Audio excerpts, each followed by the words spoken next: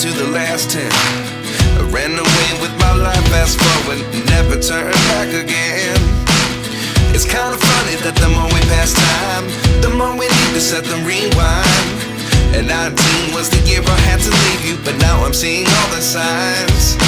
Is this really happening? I can't believe it's true. I'm just as surprised as you.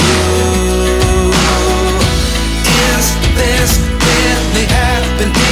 I can't be too sure, but one day I'll be yours again.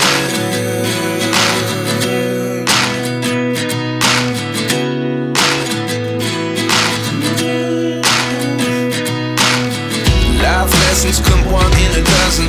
The other 11 give something from nothing. I sit here looking for an answer. Maybe the biggest question was in the last